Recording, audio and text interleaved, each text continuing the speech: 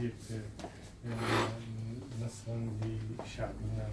ومعاداة لشعبنا، جئنا من أرمانيا لنكون دعما ومساندة لكم، واحنا مستعدين كمجلس وطني كردي، سيد مجلس وطني كردي، ان نبقى اياما موجودين امام السفارات وموجود صاحب القرار لمساندة نصر الشعب السوري بكافة اطيافه. طبعا نحن كجالية كردية في اوروبا عندنا عدة نقاط وعندنا رسالة موجهة لسيادة خصوصا